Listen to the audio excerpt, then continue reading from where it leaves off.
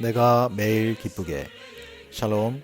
사랑하는 영락교회 성도 여러분, 지난밤도 평안한 밤 되셨나요? 오늘은 2022년 7월 13일 수요일 아침입니다. 오늘도 말씀과 기도로 하루를 여는 내가 매일 기쁘게 경건의 시간을 시작하겠습니다. 오늘 하루도 하나님과 동행하며 말씀으로 인도함 받는 은혜와 평강이 넘치는 귀하고 복된 하루 되시길 우리 주님의 이름으로 기원합니다. 오늘 함께 부르실 찬송은 찬송가 254장 내 주의 보혈은입니다. 함께 찬송하시겠습니다.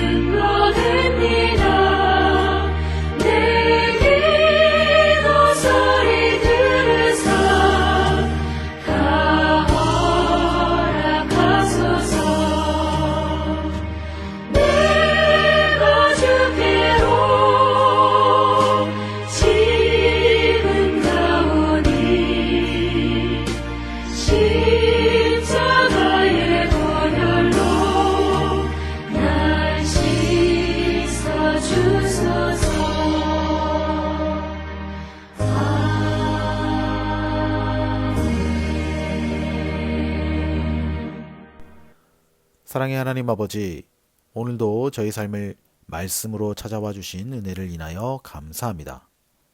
오늘도 주신 귀한 말씀 앞에 섭니다. 말씀을 묵상할 때 말씀을 보는 영안이 열리게 해주시고 말씀의 비밀을 깨달아 알게 해주시며 그 말씀을 통해 하나님의 마음을 깨달아 말씀 앞에 회개하며 말씀으로 세움받고 그 말씀대로 순종하는 하루가 되게 인도하여 주시옵소서.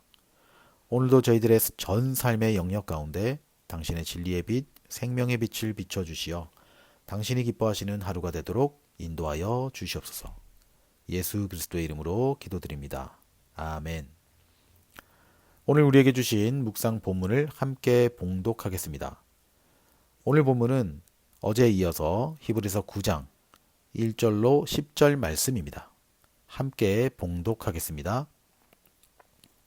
첫 언약에도 섬기는 예법과 세상에 속한 성소가 있더라. 예비한 첫 장막이 있고 그 안에 등잔대와 상과 진설병이 있으니 이는 성소라 일컫고 또 둘째 휘장 뒤에 있는 장막을 지성소라 일컫나니 금 향로와 사면을 금으로 싼 언약궤가 있고 그 안에 만나를 담은 금 항아리와 아론의 쌍난 지팡이와 언약의 돌판들이 있고 5절 그 위에 속죄소를 덮는 영광의 그룹들이 있으니 이것들에 관하여는 이제 낱낱이 말할 수 없노라. 이 모든 것을 이같이 예비하였으니 제사장들이 항상 첫 장막에 들어가 섬기는 예식을 행하고 오직 둘째 장막은 대제사장이 홀로 1년에 한 번 들어가되 자기와 백성의 허물을 위하여 드리는 피 없이는 아니하나니 8절 성령이 이로써 보이신 것은 첫 장막이 서 있을 동안에는 성소에 들어가는 길이 아직 나타나지 아니한 것이라. 이 장막은 현재까지의 비유니 이에 따라 드리는 예물과 제사는 섬기는 자를 그 양심상 온전하게 할 수 없나니 10절 이런 것은 먹고 마시는 것과 여러 가지 씻는 것과 함께 육체의 예법일 뿐이며 개혁할 때까지 맡겨둔 것이니라. 아멘. 이제 오늘 읽은 본문 말씀 묵상을 함께 나누겠습니다. 먼저 오늘 본문의 핵심 줄거리를 요약해 봅시다. 오늘 본문은 옛 언약에 따른 불완전한 성전의 성소와 제사 예법에 대한 온전한 하늘 성소의 우월성에 대한 논증을 기록하고 있는 본문입니다.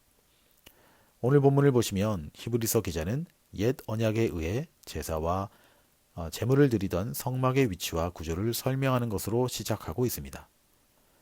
옛 언약에 의한 성막은 땅에 있었으며 그 구조는 성소와 지성소로 구분되어 있었습니다. 그리고 지성소는 다른 모든 장소와도 엄격하게 구분됨으로써 그 출입이 통제되어 그 안에는 대제사장만이 1년에 단 한 차례 이스라엘 종교력인 대속죄일에 들어가 자신과 백성들의 죄를 속죄하기 위하여 피의 제사를 드릴 수 있었습니다. 그럼에도 불구하고 1년에 한 번 드리는 그 제사와 제물은 인간을 온전케 할 수 없었습니다. 왜냐하면 세상에 속한 제물로 세상에 있는 성막에서 드리는 제사는 외적이고도 한시적으로만 육체를 깨끗하게 할 뿐 근본적으로 죄의 문제를 해결하지 못함으로 인해 인간의 영과 육 전체를 완전히 회복시키지는 못하기 때문이었습니다. 따라서 옛 언약에 의한 제사는 불완전한 것으로 새 언약에 의한 완전한 제사와 제물이 올 때까지만 그림자와 같은 역할을 감당할 뿐 새 것이 오면 폐기될 한시적인 것이었습니다. 다시 말하면 옛 언약에 의한 제사와 제물은 성격적으로는 불완전하고 한시적인 것이었으며 기능상으로는 완전한 제사와 제물이 오기까지 하나님의 백성들의 죄를 사하는 모형적 역할을 감당할 뿐이었습니다. 따라서 옛것은 폐기되고 새것만이 참된 것으로 여겨질 수밖에 없는 것이었습니다. 바로 여기까지가 오늘 본문의 핵심 줄거리였습니다. 그럼 오늘 묵상 본문에 나타난 하나님은 어떤 분인지 살펴보겠습니다. 오늘 제가 만난 하나님은 우리의 오아시스 되시는 하나님입니다. 본문 2절 서두의 히브리서 기자는 이렇게 말합니다. 예비한 첫 장막이 있고, 여기서 첫 장막이란 모세가 시내산에서 하나님의 명령과 지시를 따라 세운 성막을 가리킵니다. 그런데 사실 구약을 보면 하나님의 언약은 시내산 언약이 처음은 아닙니다. 그 이전에도 이미 하나님은 아담, 노아, 아브라함과 같은 선조들과 언약을 맺으셨습니다. 신학적으로 이런 언약을 원시복음, 무지개 언약, 할례 언약이라는 부르는 바로 그 언약들입니다.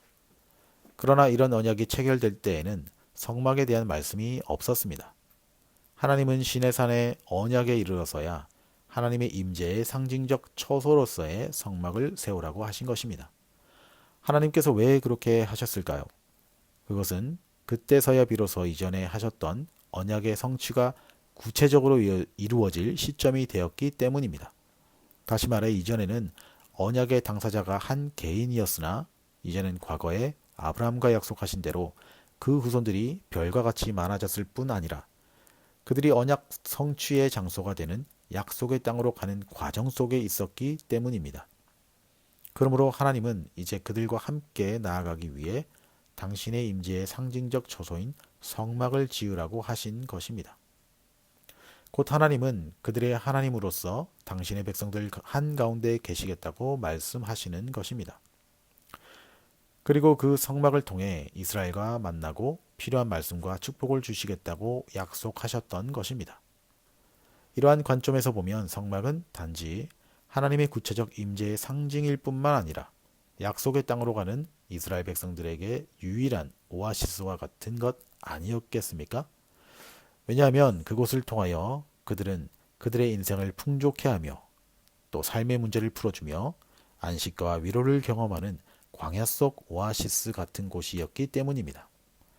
마찬가지로 이제 새 언약을 따라 천국 본향을 향해 나아가는 우리 모든 성도들도 삶의 희노애락을 세상과 함께하고 세상을 의지하는 것이 아니라 우리 가운데 늘 함께 하시는 오아시스 되시는 하나님만을 바라보며 살아야 할 것입니다.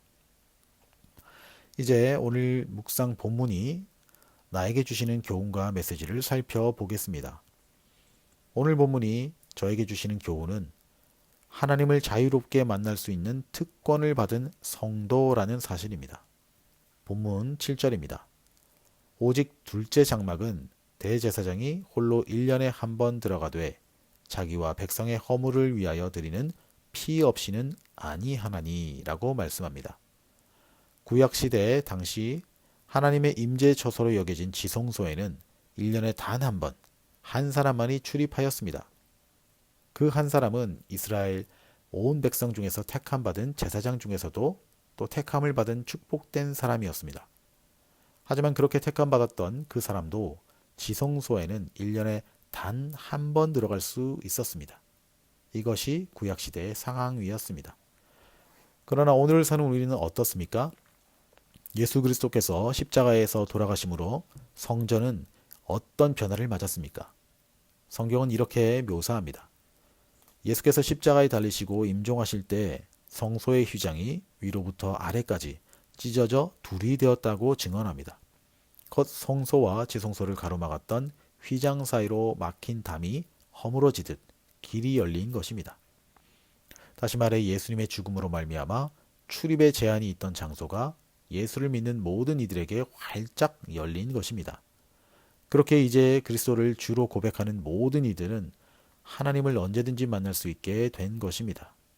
이것이 신약시대 이후에 전 세대 성도들에게 주신 가장 큰 축복인 것입니다.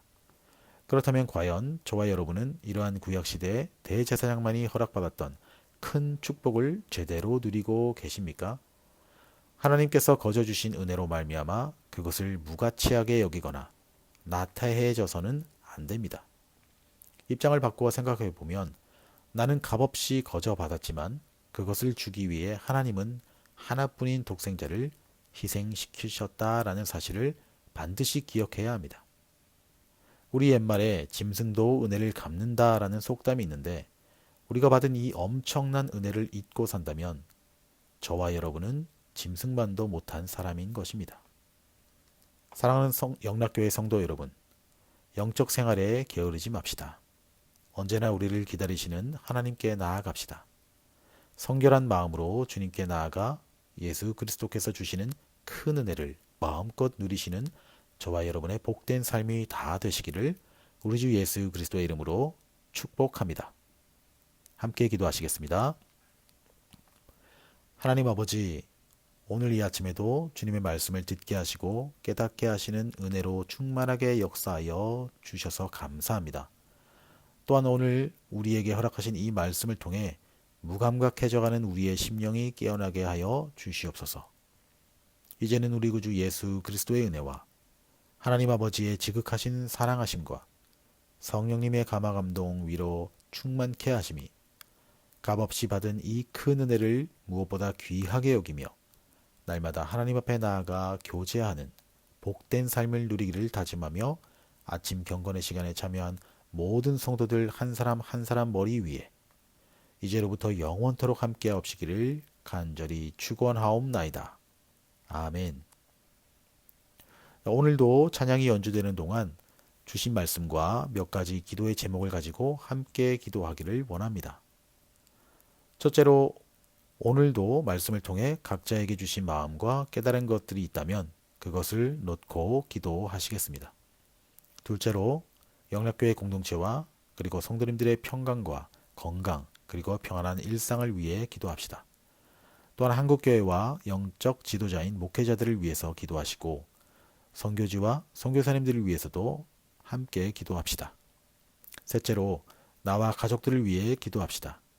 하나님을 경외하는 가족 되게 하시고 특별히 다음 세대인 우리의 자녀들이 믿음 안에서 바른 가치관과 신앙관이 자라도록 기도하시고 가족 모두가 매일의 삶을 믿음 안에서 잘 달려가게 해달라고 우리 모두 이런 기도의 제목을 가지고 간절함과 믿음으로 함께 기도하시겠습니다.